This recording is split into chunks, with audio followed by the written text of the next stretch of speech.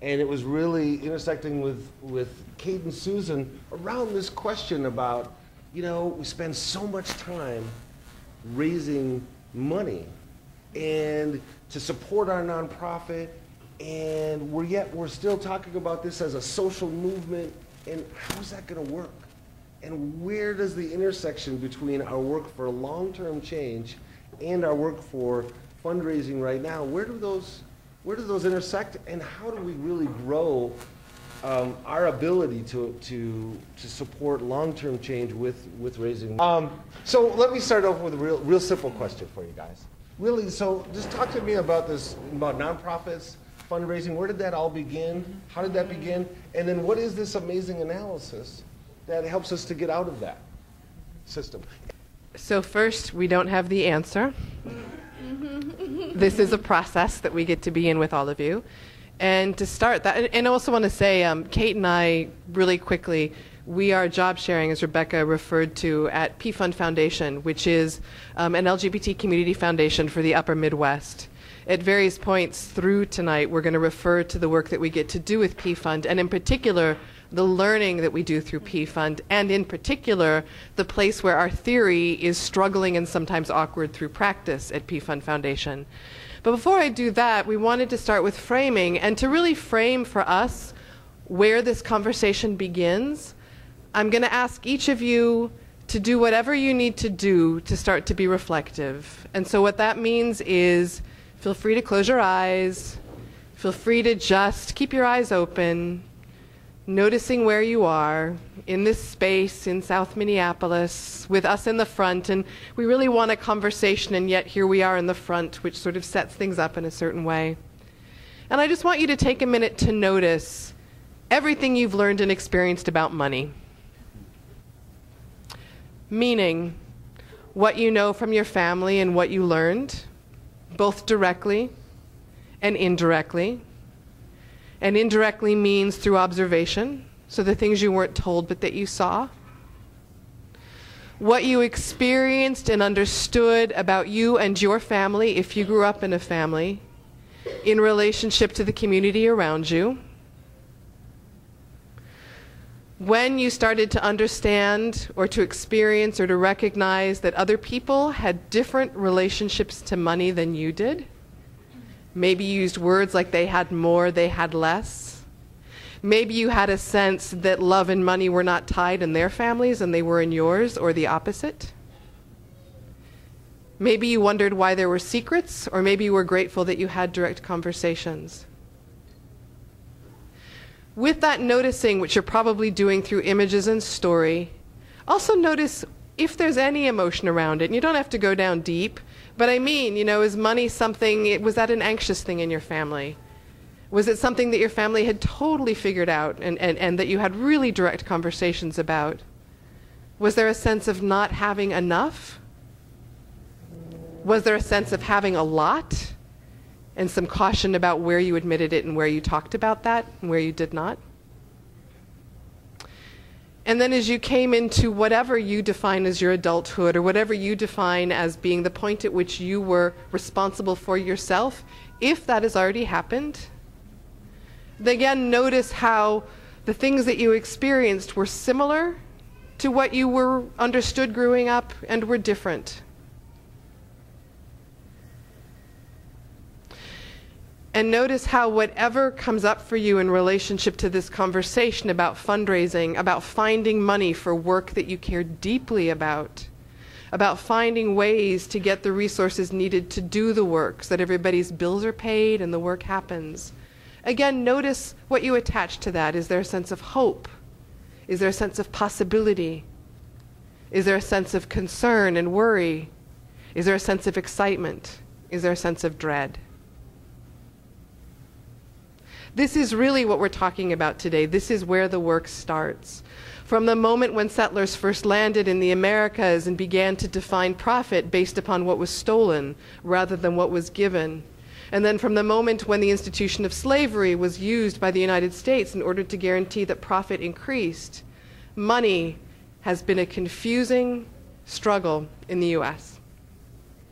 And out of it, we've all individually, in our families, in our cultures, in our communities, and in our neighborhoods, learned ways to navigate this, right?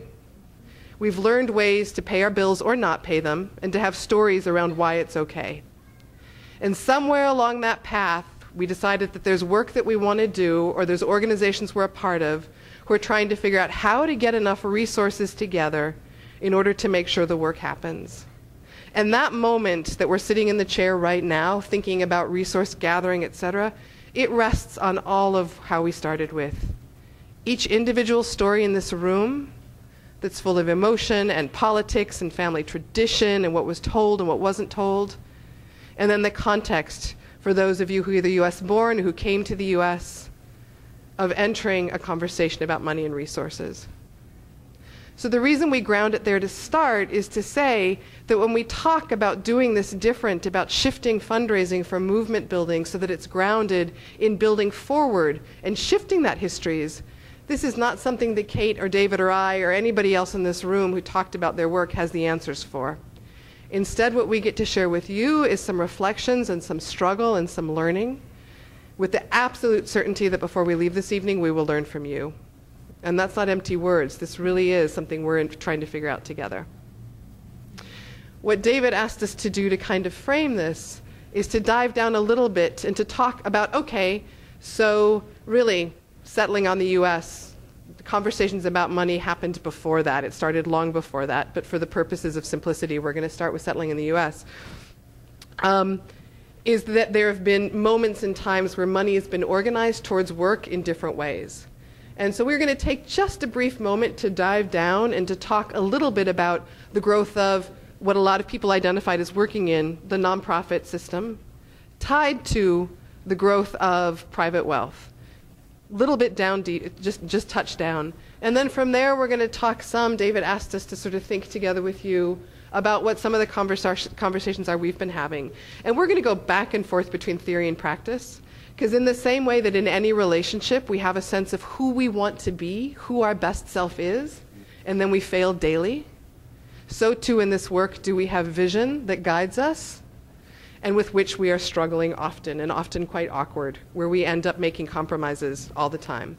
So we'll go back and forth between theory and practice, and invite all of us to keep pushing for that to come together a little bit more. Thank you. So one of the things that, I'm Kate, I am the other half of this fabulous job share, which is all about resource sharing in many ways, and is, I think, actually where we do the best in the daily practice of resource sharing. So I want to talk a little bit about fundraising and how all of our various movements for change have resourced themselves over time, right? And I wish I had a PhD in the history of this, but I don't. Although my partner's working on a PhD, and so someday I'll just bring out the dissertation and be like, here's the history. But folks have been fighting for social change for a long, long time, right? And we've found all kinds of different ways to resource our movements for social change. And part of what is exciting to me about talking about resource gathering and this work is that we get to draw on traditions that go back well beyond my memory, and that are about struggles that I have not been able to be a part of. So my memory, I was born in 1981. I'm 31 years old. I know. I remember 1981. I know. So I grew up in a world where a lot of social services, where the state in the 80s, right, was offloading a lot of the welfare provisions, a lot of the basic safety net was getting offloaded onto nonprofits, right? We had suddenly all of these social service organizations, all of these nonprofits that were needing to pick up the slack because the state really wasn't doing it anymore, right? So there's this divestment from the public infrastructure, and lots and lots of folks now are having to look towards nonprofits and specifically social services to meet their daily basic needs, right? At the same time, we've got all of these social movements of the 60s and 70s that have been fighting for change and that are looking for ways to sustain themselves, right? They're looking for ways to gather resources to do the work. They're looking for ways for the folks who are putting a lot of time and energy into that work to be able to pay their bills while they do that, right? And one of the ways to do that is through the nonprofit system, right? It's through the 501c3 system. We're trying to build organizations where folks can actually spend 40 plus hours a week working for something they really feel passionate about in a way that they can also go home and pay their bills at the end of the day, right? That's the idea. So there's this huge boom. In 1960, you have 3,000 nonprofits. In 2000, you have over 800,000 nonprofits. And from 2000 to 2005, that number doubles again, and you've got 1.6 million 501c nonprofits, right? So this huge landscape of nonprofit organizations that I grew up just knowing as this is what it's like is actually a fairly new development, right? And so part of what you've also got is you've got folks like me who are going to college or who are coming up in amazing social movements and thinking, this is what I want to do. I'm so inspired. I want to fight for change. This is what I want to do. I'm going to go out and get a job in a nonprofit. And sometimes it meets all our visions of like, I am going to be an activist for radical change. And a lot of times it's really disappointing, right? And a lot of times it's really challenging. And there are ways that nonprofits are doing absolutely really essential, important work. And there are also ways that social movements are trying to do their work through nonprofits and are struggling in all kinds of ways around dollars, around resources, around how you pay for the work, around who you get the money from and what strings are attached to the money, around who you see as your base and who you're ultimately accountable to. All of those things are happening at the same time, right?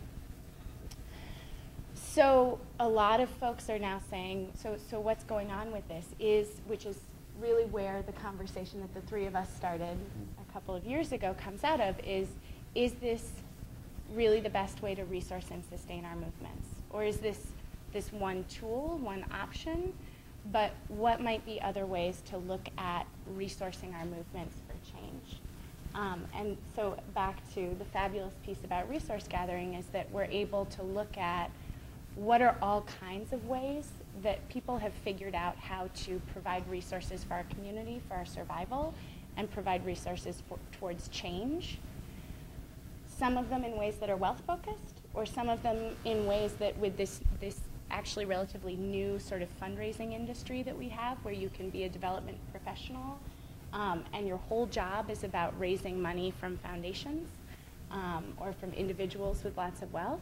But there are also other ways to think about resource gathering and to think about how we tie the resources that we need to make change directly to the community that we're doing change with, right? So it no longer becomes fundraising and the work.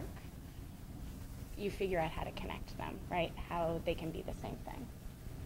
Yeah, do you want to talk for a minute about, one of the conversations we had, just to kind of interrupt, one of the conversations we had years ago was just feeling, I talk loud. Sorry, I'm going to you guys hold on. I got to talk with my hands. You handed that off quick. I know I did. Was just the feeling about fundraising and the work about that was just so depleting, and yet the work that we want to do was so energizing, and the contrast in that, which I think was really part of the birth of this resource sharing. Maybe that's just a hint on that, because I think that also may resonate with a lot of people about just how they're feeling. I see someone in there who's just getting started as an intern in grant writing and stuff. So maybe you want to talk about that for a second. You okay? Yeah, go I ahead. talk loud as well. Is that okay? I'll just hold the mic.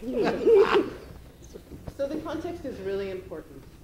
Again, what Kate said in terms of how, I'm going to get really practical, but I always want to go out big because it's easy to feel like somehow individually or organizationally we need to figure this out.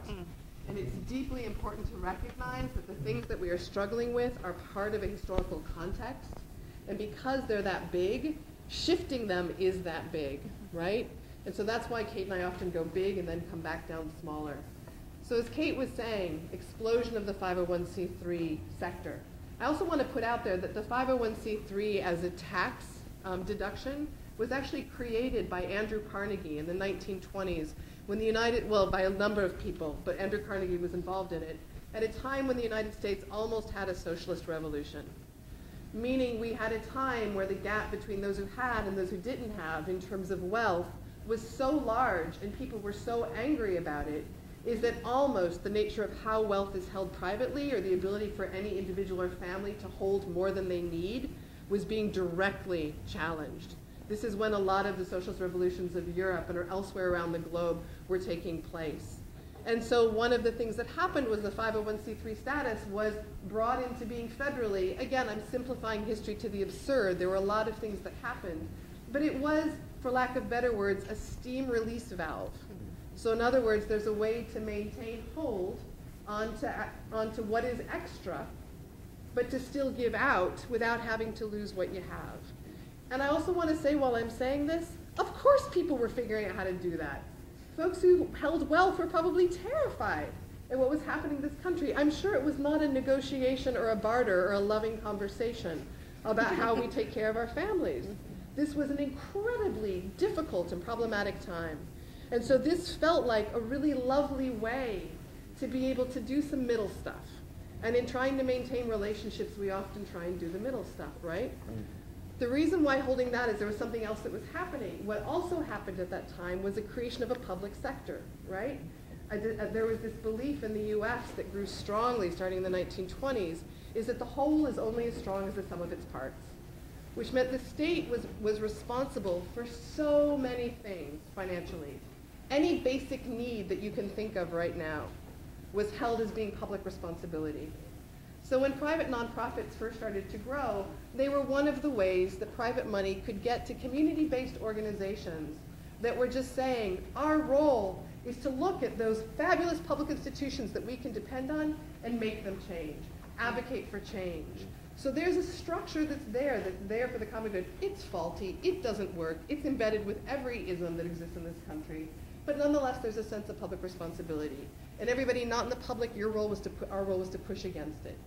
The reason I bring that up is that then when you get to this place, fast forward, over 1.5 million 501c3 nonprofits that vary in the range from arts organizations to homeless shelters, to advocacy organizations, to taking care of the Mississippi River, to being a place for folks who are involved in sex work and who want to get out of it, to people who are dealing with so issues of sexual trafficking, folks who are dealing with queer policy and queer change. I mean, you name it. Think about the array of nonprofits, okay? And they're all going over, for lack of better words, the same pool of money, right? Because what's also happened at the same time as wealth has been more privatized. When I first started in the mid-1990s paying attention to money, and I did it because I grew up in a bunch of places. One of them was on welfare, and I was really tired of being so afraid of money. And I was tired of how many organizations and glories I saw fall to the wayside because we were all afraid of money. And I started to pay attention and to really understand that we were competing against each other, for, and back up, what I was meant to say and I forgot, so I tried to save my ass, so I'll go back. Now I remembered what I was going to say. How was that so quick? Good, thank you. And now I forgot what I was going to say. Can I interrupt? Yes, interrupt me. Okay, so I'm going to totally take us off tack. Is that okay? So Job share.